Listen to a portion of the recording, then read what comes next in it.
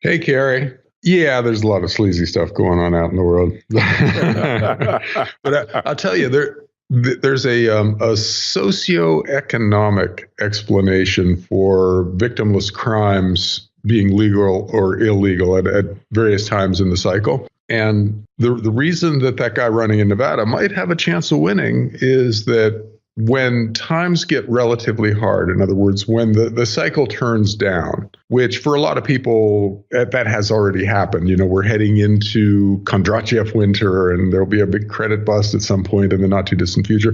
And in times like that, we kind of give up and stop trying to control other people because we've got so much else to worry about. So drugs are legalized, which is happening all over the place right now. Canada just decided to legalize marijuana. So they became the first country to do that. And the same thing is true with other victimless crimes, quote unquote, like prostitution, where we think we can control stuff like that when we're feeling very confident, when things have been good for a long time. And when things start to get hard, we kind of give up. And so something like prostitution is very possibly going to follow in the footsteps of drug legalization as things get harder and harder. So, yeah, it's an interesting subject, interesting thing to watch as a kind of a coincident indicator of the situation in the economy. Well, John, before I started this show, and by the way, our 7th anniversary was June 7th. I don't know how I forgot to mention that. June 7th, 2011. It's been 7 years. I've been doing this full time now. But before that, when the crash hit in 08-09, my prediction was that within 10 years, marijuana would probably be legal, 5 to 10 years within the United States. I was about 20% right because, well, if you include the medical, I was almost half right. But the fact is, the legalization path we're heading rapidly down that path. Trump just said that if the Gardner bill, he's the senator from the hemp state of Colorado, if it gets through Congress, he said he'll sign it. He's very much in favor of it. So that's what happens when you have these crashes. It's like, how much of society's resources do you want to dedicate towards prohibiting certain behavior that is questionably, it might be negative in the scheme of things, but it's not necessarily earth-shattering or of the magnitude that you need to bring the heavy fist of government enforcement down upon it. Yeah. From a libertarian standpoint, the legalization of marijuana is a great trend because it's a sign that the government is getting out of the way and letting people own their own bodies. You can put what you want to into yourself, and then you accept the consequences of your actions. That's a more mature society that will work way better than having the government dictate what you can and can't do, and then hire a bunch of police to watch over you. That's the way things have been for a lot of American history, certainly for a lot of U.S. history. And it's nice to see us getting away from stuff like that. If you go back through the history of drugs in particular, one of the really shocking things about it is that the prohibition of a lot of drugs wasn't based on health concerns or even law enforcement concerns. It was basically just big, powerful interests like the liquor companies or the clothing makers who didn't want competition from something like marijuana or from even opiates and things like that. And so they got those things defined as a danger to society, and they were made illegal, but it was really basically just, industrial competition. Yeah. And it's going to be nice to see things like that as this trend extends beyond marijuana and beyond drugs in general. And we start getting out of the way and letting people make decisions about their own lives and then requiring people to accept the consequences of those decisions. I think that's just a good trend. In a world of a lot of bad trends, it's nice to be able to point to something that is positive out there. We have solar power, basically making fossil fuels obsolete. That's a really good thing. There's lots of breakthroughs in medicine now where they just cured somebody of incurable breast cancer with a new immunotherapy that promises to be able to be extended to other forms of cancer, it sounds like. So there's a lot of stuff going on out there that's really positive. If we would just get our financial act in order, you could almost say that the world is heading in the right direction. But we have to get through the financial crisis that's coming from all the stupid things we're doing before we can spend that much of our time looking at the great stuff that's happening out there. Yeah, absolutely. Couldn't agree with you more. Well, there are bad things happening, like subprime credit, what you and I grew up calling junk bonds, junk credit, seems to be going more and more mainstream because the zest, the lust for added yield is causing investors at all levels of society to ignore risk. Risk is no longer getting priced into interest rates. It used to be, John, when you and I were growing up and you were a junk bond analyst, you were a credit analyst, the odds of a security defaulting in a certain amount of time were calculated into its price and therefore its rate of return. And the higher the odds were of default, the higher the rate you would receive. But now it's this belief that there's always somebody to bail out everybody, mainly the U.S. government, that is driving the rates on junk bonds lower and lower and driving them throughout society to share the risk. Yeah, we've pushed interest rates down to unnaturally low levels to allow governments to manage their excessive debt loans. In other words, because of mistakes made in the past, we have to suffer under an artificially low interest rate regime.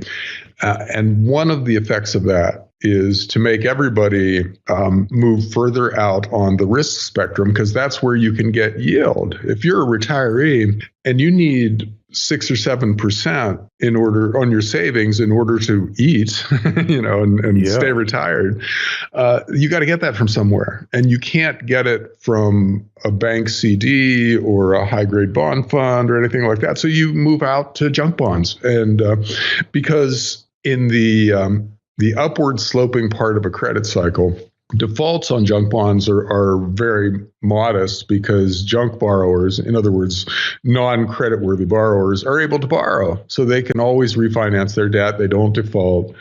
And junk bonds look artificially safe because of that.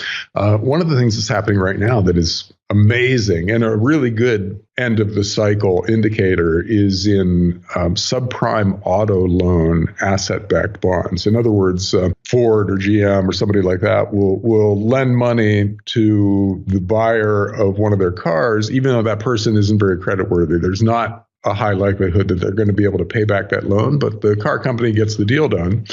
Then they take a bunch of those loans, package them up into bonds, and sell the bonds to hedge funds and pension funds and retirees. But those are not safe bonds. They just look safe because at this point in the credit cycle, people aren't defaulting at very high levels yet. And so what's happening in subprime auto loan junk bonds is that the sellers of those bonds are able to get away with selling lower and lower rated bonds. It used to be they had to be double B, which isn't very good to begin with, before anybody would buy them. Now there's single B, and lots of different originators are selling single B rated subprime auto loan junk bonds to pension funds that desperately need to make 7.5% returns in order to not get fired, the guys managing the pension funds, and hedge funds that are desperate to match at least the S&P 500, which most hedge funds have not been able to do lately. So they're buying these bonds with leverage, and then individuals, like I said, who need income in order to survive. And this is one of the places they can get it. Well, we're pushing all these people way out on the risk spectrum now in order to generate the yield that they need because of our own financial mismanagement. And eventually these things are going to blow up. And already it's starting. The default rate on auto loans bottomed out in 2013, more or less, and it's been trending up ever since. So at some point, people figure out that, more and more people are defaulting on their car loans. And that means these bonds probably aren't safe after all, and the bonds will sell off. And some of them will go bust. Mm-hmm. And that will spook the junk market, and the junk market will tank, which happens in every cycle. Always happens. And the fact that people are willing to buy the crazy kind of junk that only gets sold at the peak of a cycle means that we're probably close to the peak of the cycle. So a year from now, we'll be having a similar conversation, except that we won't be predicting that the junk bond market is going to tank. We will be chronicling its collapse. And the people who get hurt from it, this is something I repeat all the time, but it's always an important part of the story. The people who are hurt by this are by and large people who don't deserve to be hurt. The hedge funds, don't worry about them, but retirees and pension funds, these are people who they're not trying to take crazy risks. They're not out there speculating. They're just trying to generate a modest amount of income that they can use to cover the obligations that they've taken on because financial planners and everybody else told them that was the right amount of money to have, and that you should be able to generate 6 or 7% fairly safely. All this stuff was conventional wisdom when these people made the decisions that they made to put themselves in this position. And now they're stuck not being able to generate the income they need. So they're having to take these chances. And it's the government's fault. We mismanaged our finances for the past 30 or 40 years. And now we're hurting people who really don't deserve to be hurt. And a year from now, they are going to be crushed. We're going to see pension funds blowing up because the fixed income part of their portfolio is falling along with the equity part of their portfolio. And they can't even come close to covering the obligations to teachers and firefighters, et cetera, et cetera. And we're going to see retirees having to go back to work because that 7% return they thought they could get is really a negative 10% return for the past 2 years, and they really don't have enough money to keep their house or to relax, so they've got to go back to Walmart or someplace. It's such a mistake because if they just stuck with a conventional investment for now, kept it in a CD or short-term treasuries, and instead they went back to work for 10, 15, 20 hours a week, all right, making an extra 10, 15,000 a year, that would more than make up for the yield, the increased yield that you're getting there. And it would dramatically up your safety. And look, 10, 15 hours a week of work is a positive. All the health professions have said, the longer you work, the longer you live, the better you feel, the more useful you feel, the more socially engaged you are. So find another source of revenue. Don't up your tolerance for risk, because that's only going to come back to bite you, John, and we see it every cycle. Well, see, the people who are doing it, at least a lot of retirees who are doing it, don't really understand that bond fund out there that's being sold to them by a financial planner and as being pretty safe, even though it yields, 6% in a world where 6% is a pretty rare yield, they don't understand because people are telling them it's okay. And recent history says it's okay. The default rate on those bonds is fairly low. And if you just look at the last few years' default rate, you think, okay, this is pretty safe. And look at that yield. This is cool. I don't have to go back to Walmart. I don't have to go back to work, Yeah. So people are being fooled by people who they should be able to trust into making mistakes like this. Mm-hmm. And it comes back to the fact that, it goes directly back to the fact that we broke the final link between the dollar and gold in 1971, and ever since, governments have been borrowing huge amounts of money. And more recently, they've ramped up the borrowing. The U.S. doubled its national debt under George W. Bush. It doubled it again under Barack Obama, and it's on track to not double it, but increase it dramatically under Donald Trump. This kind of debt has to be managed. The government has to pay interest on it, in other words. So it's in the government's interest to push interest rates down so its interest costs don't blow up the budget. But in the process of doing that, it deprives everybody else, all the savers out there, of a reasonable yield and forces them to behave in really dangerous ways. Well, most savers don't understand this, but that's the way it's happening. And they're going to be hurt by it. And you know what? The government will get through this just fine, one way or another. They'll figure out a way so that today's politicians get to retire with nice pensions, of course, and still be called congressman or senator for the rest of their lives. They'll be fine.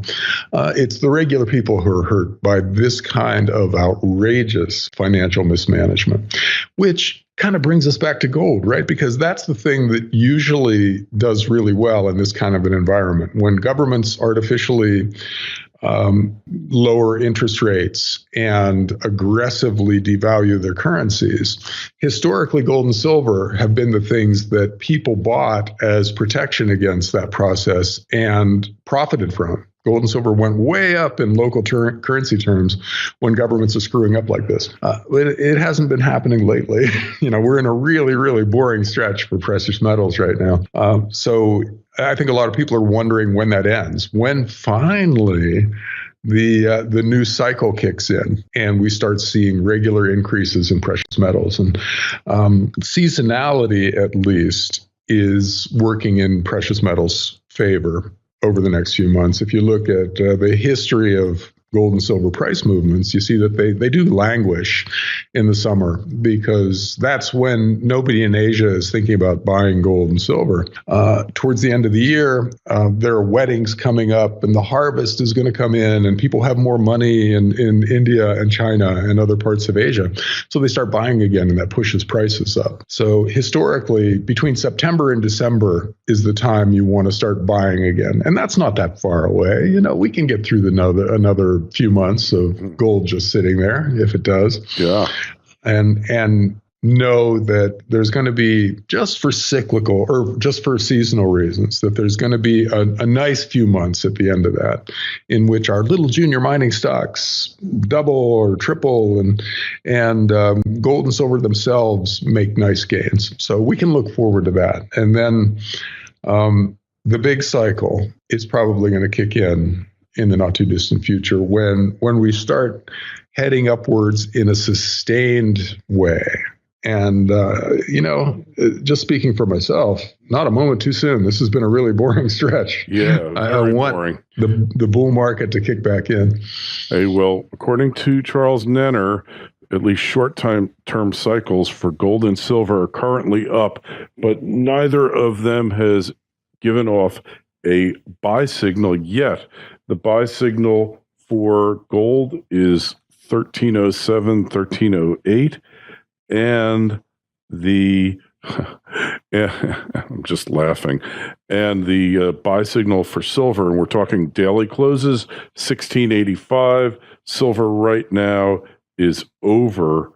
It's over 1690. We'll see where it closes today, but that could be the buy signal that we've been waiting for. These, according to the cycle guys, precious metals trade on a short-term 8-week cycle or so.